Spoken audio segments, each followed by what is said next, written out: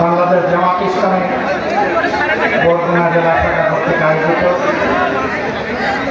আজকের এই তাৎক্ষণিক পথসভার সম্মানিত সভাপতি, সম্মানিত জেলা আমির, কেন্দ্রীয় আঞ্চলিক স্থানীয় নেতৃবৃন্দ, সাংবাদিক বন্ধুগণ, আইন শৃঙ্খলা বাহিনীর সম্মানিত সদস্যবৃন্দ, আমরা খুবই ভারাক্রান্ত মনে আজকে আপনাদের সামনে আরে ভাই আমাকে পত্রিকার লেগে ছবি লাগবে। এই সদর উপজেলায় গত বুধবার একটা মর্মান্তিক ঘটনা ঘটেছিল। একটা অবুঝ শিশু, তারপরে নির্যাতন করা হয়েছিল। বাবাই নির্যাতনের প্রতিকার সে মামলা করেছিল। এটি ছিল তার নাগরিক অধিকার, কিন্তু নির্যাতনকারীরা, জালেমরা মামলা করার অপরাধে তার বাবাকেও খুন করে ফেলেছে এবং এই খুনের ঘটনাটা গত শনিবারে ঘটেছে। আমরা শনিবারে এরকমই আরেকটি ঘটনায় সমবেদনা সহানুভূতি জ্ঞাপন করার জন্য মাগুরায় গেছিলাম। মাগুরা থেকে ফেরার পথে এই বেদনাদায়ক ঘটনার খবরটা আমাদের কানে আসে। আসার সাথে সাথে বরিশাল অঞ্চলের নেতা, বাংলাদেশ জামাত ইসলামের কেন্দ্রীয় নির্বাহী পরিষদ সদস্য জনাব অ্যাডভোকেট মাজিদ হোসেন হেলালকে বললাম যে বিষয়টির খোঁজ নিন এবং আমাদেরকে একটু অবহিত করুন। তিনি বিস্তারিত খবর নিয়ে বললেন যে ঘটনা বেদনাদায়ক, দুঃখজনক এবং সত্য। আমরা তখনই তাকে বলেছিলাম যে আজকের দিনে ইনশাআল্লাহ আমরা এই মজলুম পরিবারের সাথে দেখা করতে আসবো। আমরা এসেছি তাদের দুঃখকে ভাগ করে নেওয়ার জন্য। যে ভদ্রলোকটি খুন হয়েছে তিনি অতি সাধারণ একজন মানুষ, একটা মুরগির দোকানের তিনি কর্মচারী। তার বৃদ্ধা মা আছেন, তার স্ত্রী আছেন, 2.5 মাসের একটি কন্যা সহ 3টে কন্যা সন্তান আছে, কোনো ছেলে সন্তান নেই। কার্যত তাকে খুন করার মধ্য দিয়ে এই পরিবারটাকে পুরুষ শূন্য, অভিভাবক শূন্য করে ফেলা হয়েছে। আমরা এই ঘটনার তীব্র নিন্দা জানাই। আমরা শুনে খুশি হয়েছি ইতিমধ্যে তারা আইন শৃঙ্খলা বাহিনীর হাতে কবজা হয়েছে। আমরা দাবি করি দ্রুত বিচার আদালতে এই মামলাকে নিয়ে 90 দিনের মধ্যে যেন এই মামলা রায় বাস্তবায়নের ব্যবস্থা করা হবে। আমরা এই সমস্ত ধর্ষণ এবং খুনের সর্বোচ্চ বিচার দাবি করছি। এ পরিবারটা এখন চলবে কিভাবে? গরিবের সংসার হলে তারা সুখে ছিল, তারা কারো কাছে হাত পাচ্ছ না, কিন্তু পরিবারে উপার্জন করা একমাত্র ব্যক্তিটি খুন হওয়ার কারণে, নিহত হওয়ার কারণে এই পরিবারের এখন কোনো অবলম্বন নেই। আমরা এই পরিবারকে আশ্বস্ত করে বলেছি আপনারা ভয় পাবেন না, আপনারা সাহস রাখুন। এই লড়াইয়ে আগা থেকে গোড়া পর্যন্ত আপনাদের সাথে আমরাও থাকব। আমরা অভিনন্দন জানাই একটি বন্ধু সংগঠন ইতিমধ্যে এই কিছু দায়িত্ব তারা পালন করেছে, ধন্যবাদ তাদেরকে। এবং তাদের নেতা তিনি এটাও বলেছেন যে মামলা পরিচালনার যাবতীয় দায়িত্ব তারা গ্রহণ করলেন। আমরা তাদের এই উদ্যোগের জন্য তাদেরকে অভিনন্দন এবং ধন্যবাদ জানাই। এবং আমরা বলি এই মামলা পরিচালনায় আমরাও আপনাদের পাশে থেকে লড়াই করি। এই পরিবারটি এ পর্যন্ত বিভিন্ন জায়গা থেকে ছোটখাটো যে সহযোগিতা পেয়েছে, কিন্তু ঘোর অনিশ্চয়তা তাদেরকে পেয়ে বসেছে। নির্যাতিত মেয়েটির মা এবং খুন হওয়া ব্যক্তিটির স্ত্রী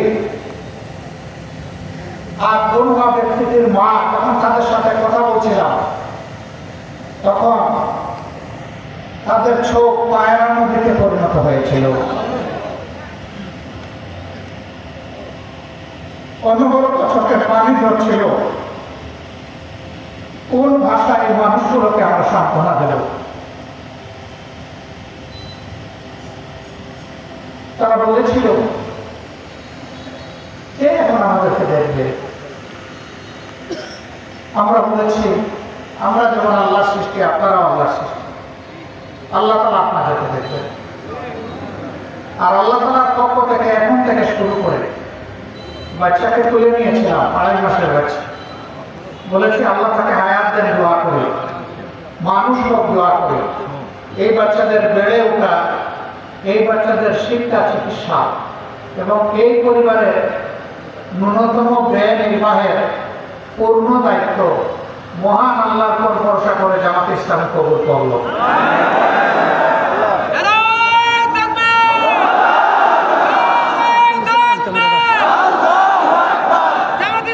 আমরা আল্লাহ তাআলার কাছে তওবা চাই, এই অবুঝ শিশুদের বাবার পিতা থাকা অবস্থায় পরিবারটি যেমন ছিল, তারা যেন আগামী দিনের চেয়ে একটু ভালো হতে পারে। এই বাচ্চাগুলোই একদিন জাতির জন্য সম্পদে পরিণত হবে। আমাদের কাছে মানবিক ব্যাপারে কোনো দল ধর্মের কোনো ব্যবধান নাই। যেখানেই নির্যাতন, যেখানেই জুলুম, সেখানেই আমরা মজলুমের পক্ষে, জালিমের বিরুদ্ধে। আমাদের লড়াই জালিমের বিরুদ্ধে চলবে ইনশাআল্লাহ। একটি জুলুম বৈষম্যহীন বাংলাদেশ, একটি দুর্নীতি এবং দুঃশাসন মুক্ত বাংলাদেশ, একটি মানবিক বাংলাদেশ আমরা করতে চাই। কিসের ভিত্তিতে? আল্লাহ তাআলার কোরআনের ভিত্তিতে। সমস্ত সৃষ্টির যিনি স্রষ্টা, কোরআন তার দেওয়া বিধান। এই বিধানের চেয়ে উত্তম কোনো বিধান আর দুনিয়ায় হতে পারে না। আমরা সেই বিধান এই বাংলার জমিনে জীবন্ত দেখতে চাই। ও আল্লাহ, তুমি এই জীবন্ত বিধানকে জীবন্ত করে দাও। এই বিধান কায়েম না হওয়া পর্যন্ত আমরা এইরকম মানবতার পক্ষে বারবার ছুটে আসবো, কিন্তু দুঃশাসন এবং দুর্নীতি, দুষ্কর্ম বন্ধ হবে না। বন্ধ হওয়ার স্থায়ী বিধান হচ্ছে আল্লাহ কোরআন। এর ভিত্তিতে আমরা একটা মানবিক বাংলাদেশ করতে চাই। আপনারা কি আমাদের সাথে থাকবেন? এই প্রয়োজন থাকতে হবে, সারা বন্ধনাবাসীকে সম্পৃক্ত করতে হবে, ঘরে ঘরে আওয়াজ তুলে দিতে হবে যে আগামীতে বাংলাদেশে কোরআনের শাসন চায়। সব দল তাদের আদর্শের ভিত্তিতে দেশ শাসন করেছে। কোরআন স্বাধীনতার পর 53 বছরে বাংলাদেশের সংবিধান হয়ে দেশ শাসনের সুযোগ পায়নি। আমরা চাই কোরআনের শাসন যারা কায়েম করবেন, আগামীর বাংলাদেশটা আল্লাহ তাআলা তাদের হাতে তুলে দিন।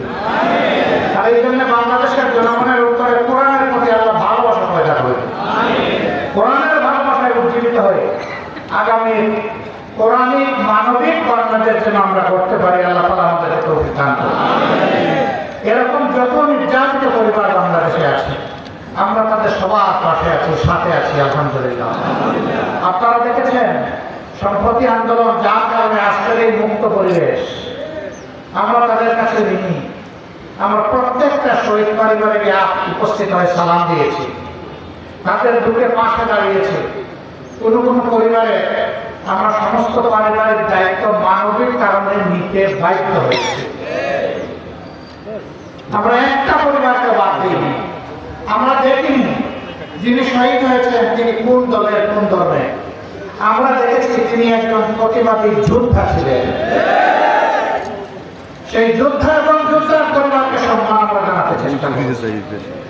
দায়িত্ব আমাদের শেষ হয়নি, দায়িত্ব কেবল শুরু হলো। আল্লাহ যেন সেই দায়িত্ব পালনের তৌফিক দান করেন। ক্ষমতায় কে যাবে না, ফয়সালা আসমানের। কিন্তু জমিনে আমাদের দায়িত্ব আছে।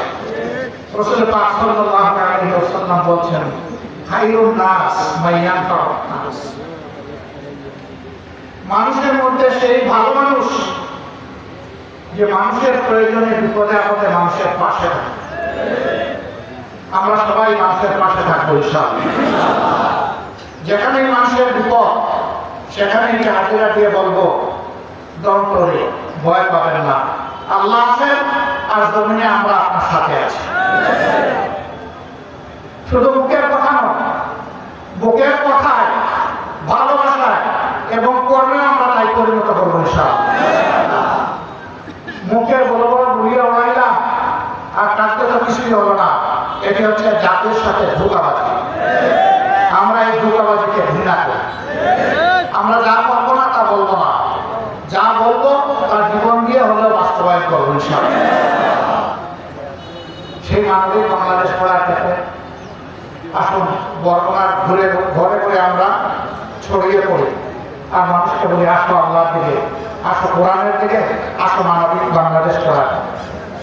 আপনারা যারা এসেছেন সবাইকে আমার এবং প্রিয় সংগঠনের পক্ষ থেকে গভীর কৃতজ্ঞতা, আন্তরিক মোবারকবাদ জানাই এবং বিশেষভাবে এই মজদুর পরিবারকে পাশে মজবুতভাবে দাঁড়ানোর আহ্বান জানিয়ে আমার বক্তব্য এখানে শেষ করছি। আল্লাহ হাফেজ। বাংলাদেশ জিন্দাবাদ, বাংলাদেশ জামাত ইসলামী জিন্দাবাদ। আসসালামু আলাইকুম ওয়া রাহমাতুল্লাহ।